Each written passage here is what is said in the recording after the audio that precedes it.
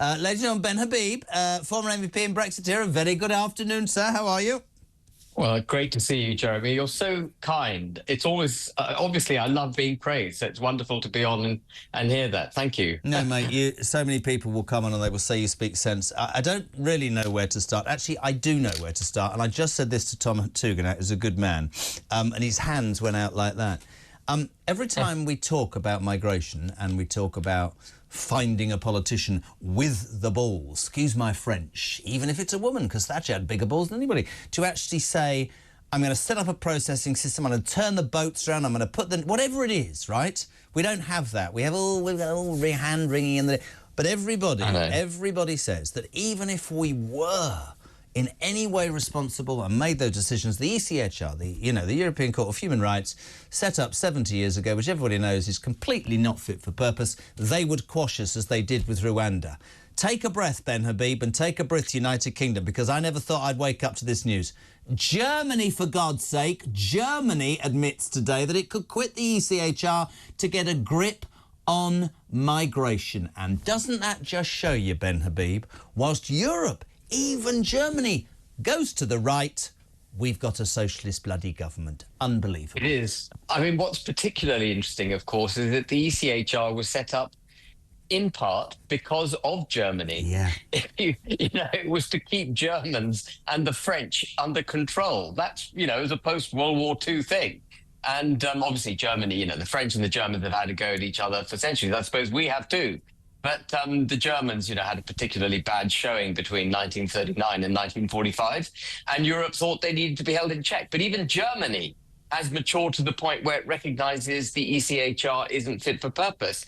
And the other thing Germany's discovered, much to my great pleasure and relief, and I'm sure to anyone, who is of our disposition, is borders. They're also now unilaterally imposing their own borders, which they're not actually allowed to do as members of the Schengen zone in the European Union. They're meant to have open borders, but they're enforcing them and they're arresting people and they're turning people back. And that has caused consternation in its neighbouring countries. And they are saying, well, actually, we're going to start imposing our borders. And a domino effect of waking up to the risk of illegal migration is taking place across Europe. And long may that last, that domino effect. Do you agree with me? I was saying to Tom Tugendhat, I don't... Maybe it's because of my age, but I don't understand why there isn't a conviction politician who stands up in front of the British people, and a lot of people will believe it's Nigel Farage, I hope it is, it might not be, and says, look, right, here's my plan.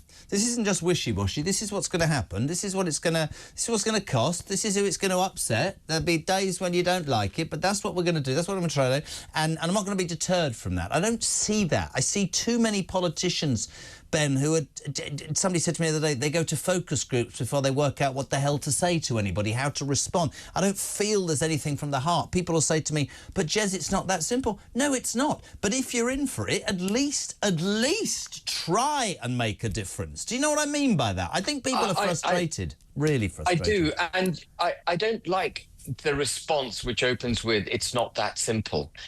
Actually, most things in life are quite straightforward. It requires the will to do it. And as far as enforcing our borders are concerned, we don't need the ECHR we don't need to be in the European Convention or out of it in order to enforce our borders. We have the right, indeed, I believe we have the obligation to our own people. Our elected representatives may disagree with me, but I think they have an obligation to the British people to enforce our borders. We are the nation state of the United Kingdom. What defines us is our borders. If we don't enforce those borders, we cease to be a nation state. Civil society is assaulted from without by forces of which we know nothing, and that I regard as uncivilized. And I see it as a breach of the social contract between the people of the United Kingdom and those that govern us, that they don't enforce our borders. It's absolutely ridiculous. And if there's such a big problem with the ECHR, well, then get rid of the Human Rights Act 1998 and let's get on with the job. It's almost a bit like the ECHR is this, you come across it in this job, not in this building, but you come across it in other parts of the media. It's like I was talking yesterday about the NHS, this revered on a pedestal monstrosity that, yes, the idea behind it, Ben, was incredible. But with an ageing population, a huge population, full of people who've never paid into it, taking the out of it, and thus the thing creaks and asks for more money, and yes, a lot of it is badly spent. I'm just crying out as a voter for somebody to come in and say, right. I mean, today, Robert Jenrick, I wonder your response to this Shadow Justice Secretary, has called on the Labour government to immediately begin deporting Syrian asylum seekers in the wake of al-Assad's fall, of course, President Assad. You know, my response yesterday when I first heard that Labour were putting on hold this, well, yes, fear of jihadists, all 17 of them. I thought, if you can put them on hold, why can't you put everything on hold like that? Absolutely. What, like that? Absolutely. And we're all accustomed to seeing young men predominantly crossing the channel, men of a fighting age. Frankly, I'm not wishing to, be scaremongering, but they're of a fighting age coming from countries that are war-torn, where they're probably antipathetic to the West because they may blame us, rightly or wrongly, they may blame us for the difficulties their own countries have, and we're letting them right into the country. And as you say, if there are jihadists now which are going to be freed in Syria, and we can identify who they are and we can stop them, why don't we just stop everyone coming from Syria? Why have we become the breadbasket, if you like, for, illegal migrants and those, in my view, largely falsely claiming asylum? Do you know, whenever I have this conversation with the wet people, as I call them, they say to me, the usual is that they say two things. They say, you have no idea what it's like to live in a war-torn country. No, I haven't. Or in fact, a tent on a beach in France. And they also say to me something that's really, it always gets me. They go, we don't take as much as the rest of Europe. I mean, we don't even do our job in Britain. Yeah. We're an absolute disgrace. I long for a point where we can have a discussion about protecting our borders, protecting our people, making our society better without being called every name under the sun. I mean, we're talking about, asylum seekers, we're talking about migration, we're talking today about Shamina Begum, whose lawyer says she can come home, she can do one, right? And yet you wake up to the news that criminals are allowed to work for home for community sentences because the prisons are overcrowded and there's nowhere to build them, and these poor people, they only commit crimes because they've had horrible lives. And I'm like, does anybody get it? I don't understand. I mean, no wonder crime is up. If you commit a crime, the chances of being convicted are 2%. And if you are convicted, you'll be released having served 40% of your time. And if there's any community service left to do, you can do it at home while you watch Netflix. I mean, no wonder the criminal justice system isn't working. The whole point about criminal justice is to deter would-be criminals from ever committing the crime because they fear being arrested, charged, convicted, and incarcerated. If they don't fear that because they can see the government repeatedly signaling the opposite, they're going to be encouraged to do crime. And just coming back to the immigration thing, we've had, after World War II, we obviously had a massive shock. The world had a massive shock with World War II, and nation states realized they had to cooperate for global peace. But that cooperation has moved from independent, sovereign, proud states working together to becoming somehow integrated with each other, where the elected officials who are meant to represent the people of the nation states actually are more interested in global prosperity, global betterment, than they are in the betterment of their own people. The pendulum has swung far too far over. So Starmer, Yvette Cooper, and Shabana Mahmood and all the rest of them, they don't see British citizens as having any greater right to protection and promotion than an immigrant coming into the country. Let's just take that point, because that is absolutely spot. Oh God, I agree with everything you say. Our current government, Ben Habib, I completely will repeat this forever. In your opinion, believes that an illegal immigrant, an economic migrant who's not yet proven that they have the legal right to be in this country is as important and should be treated on a par, and actually, let's be honest, probably better than people who have worked all their lives, never broken the law, paid their taxes, and are probably driving home right now thinking, I don't know why I bother. Why the hell do I bother? Absolutely. I mean, the average spend on an illegal migrant is £50,000 a year and rising. Wow. And you would have to earn £80,000 to £90,000 a year to get that net in your pocket as a British citizen. That is way above the median wage of £33,000. So we are absolutely putting these illegal migrants on a pedestal, frankly. And it doesn't stop there. We've got policies, as you and I have discussed in the past, which protects and promotes people who've come to this country over and above and to the detriment of the majority. There are regulations and laws in place requiring what they call progressive discrimination, which is actually negative discrimination against the majority, progressive discrimination in favor of minorities. Minorities are basically people who've come to this country and aren't British citizens. And that's just beyond me. I just can't understand the thinking behind it. It's daft. It's Russians. And somebody said to me the other day about this. I mean, Starmer. So take Starmer. He seems to sort of, and I know during the election people would say flip flop. But I mean, I've never seen a government make as many errors genuinely in the first 5 months. Last week he sort of he had a go at civil servants. I thought, God, he's actually taking on the blob, saying that that too many were happy in the tepid bath of managed decline. I thought, geez, honestly, today's written this gushing love letter saying you are the most important thing. Now, I'm not particularly intelligent, but I remember doing this show a year ago. I wasn't particularly a fan of Rwanda, but I remember one afternoon somebody said, have you heard about this bunch of civil servants in the Home Office? So we're paying taxes to pay their salaries because the democratically elected government's plan was Rwanda, democratically elected, OK? Because they didn't like it, they were, as a bunch of civil servants, they were taking the Tory government to court to try and change Rwanda, and I, as a taxpayer, am paying their wages, and then I'm paying for them to take their bosses to court because they don't like it. And I'm sitting there thinking, these are civil servants. Get on with your job. So I thought Starmer was on it. But no, today he's saying, oh, you're wonderful people. They're half the problem, by the way, the thousands of civil servants in Whitehall. Absolutely. Bring Elon Musk over, I would. And the way to get rid of exactly, precisely what Musk is going to do. You don't do it by poring over the minutiae of the organization and how you might unpick it. You just sack loads of them. So they can't function in the way that they used to function. We want to get rid of the quangos. Don't bother with repealing all sorts of laws that created the quangos in the first place. Just sack them.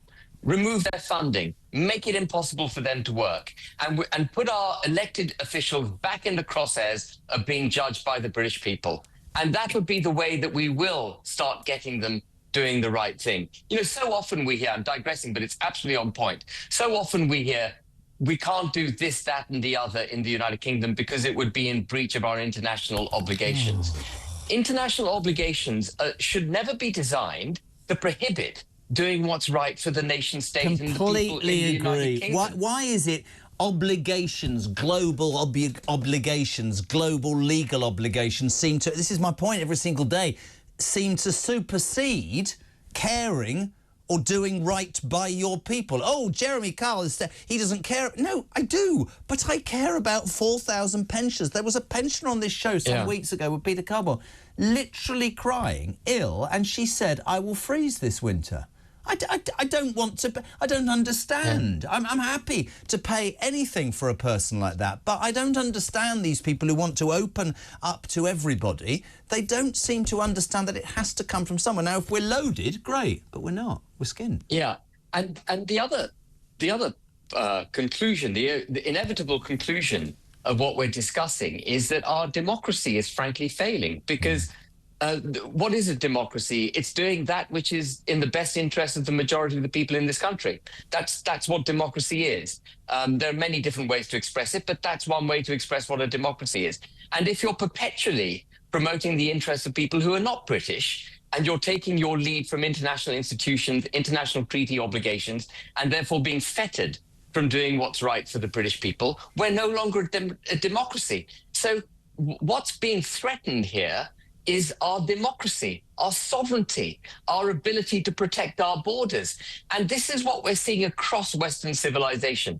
We're not alone in it. The entire Western civilized world is infected with this way of thinking, and it is destroying Western civilization. And we need to get a grip before the problem becomes irreversible. What do you say to the people, Ben, who say language like that, and I believe in everything you've said, that's racist, it's inhumane, it's not humanitarian? It's not racist.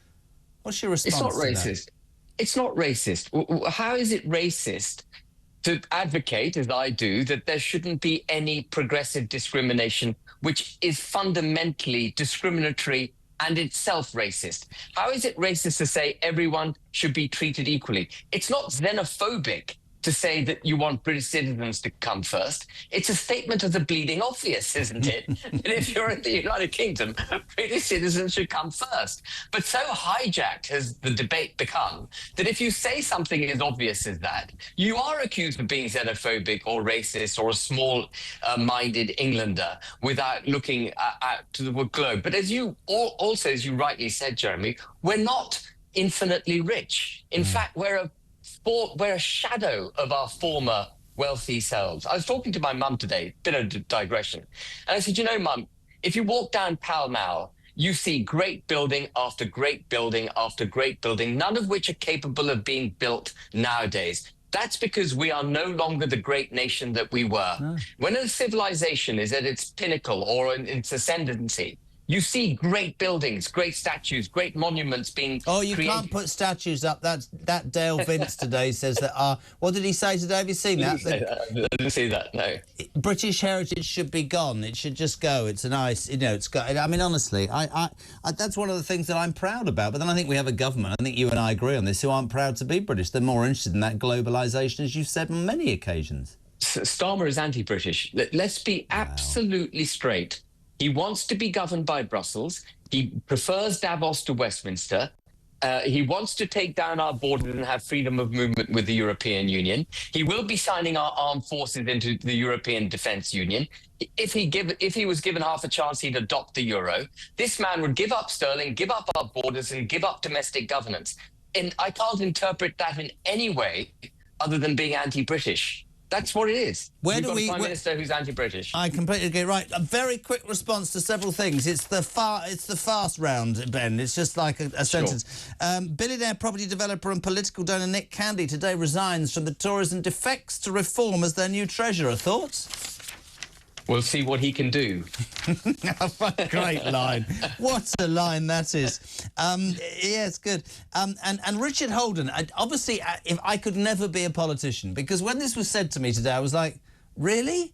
It's 2024. This hasn't been done already. Richard Holden, who's only been re-elected by coming 300 miles south to get a seat, ban first cousin marriage, says Richard Holden. Here we are doing everything in the world to do... and that's still allowed. That's ridiculous, isn't it? It's 2024. That absolutely evidences where we've gone wrong. Culturally, we evolved to get rid of marriage with close relations because it's unhealthy. Yeah. But we have taken on people into our country whose custom it is to marry their cousins and so on. And we promote and protect that position. We've made no effort to integrate those people into our culture. And so we're now having to consider legislation to enforce what should be a natural British value. That's how bad the country's got to. Richard Holden's not my favourite politician, but that was a very good point he made. Isn't it interesting that you have to make that point? I mean, for me, that was that was something that I thought I didn't even know was around. But yeah, shocking. Listen, I listen to this just so you know it's not me blowing smoke. What a class act, says Rachel. Ben Habib is. He made such a hugely important point. Most problems are simple and straightforward to resolve. Signing this petition will be classed as a non-hate crime next week. Nothing would surprise me with this lot. JK, I love listening to nobody more than Ben Habib. When is he going to be Prime Minister? There you are. So that's lovely, isn't it? It's great. I'll be expecting a job. You do speak sense. You're always welcome on this station. And Ben Habib, thank you so much indeed.